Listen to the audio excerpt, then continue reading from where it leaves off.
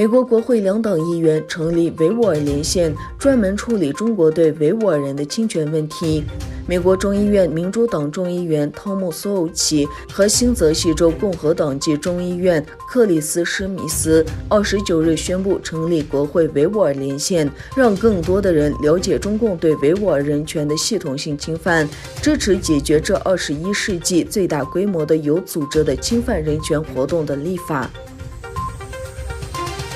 中国南京爆发的新一波新冠疫情延至7省17市，周四确认被视为传染力极强的德尔塔毒株传至北京。另一方面，日本武汉病毒疾病确诊病例激增，东京和大阪宣布延长紧急状态。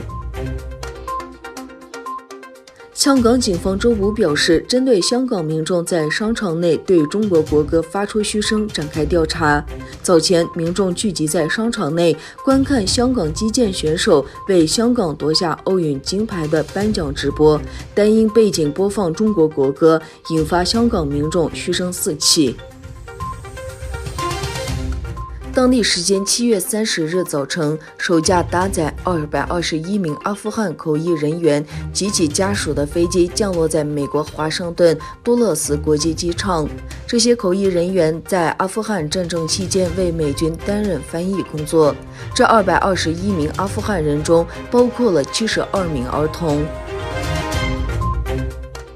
土耳其警方在开塞利的一个水备池塘里寻找3名失踪的维吾尔人。据土耳其媒体报道，开塞利省一维吾尔家庭在梅里加奇区的萨里木萨克里大贝岸边野餐，2个女孩进入大贝湖中消失后，试图泄水救援的另一个维吾尔妇女也失踪。其他家庭成员向112紧急呼救中心寻求帮助。目前，土耳其警方和紧急情况部门继续进行救援工作。隶属于阿塞拜疆紧急情况部的第一批团队抵达土耳其，以支持对抗森林火灾。阿塞拜疆官员表示，根据总统伊里哈姆·阿里耶夫的指示，他们将向土耳其派遣500多名人员、直升机和相关物资。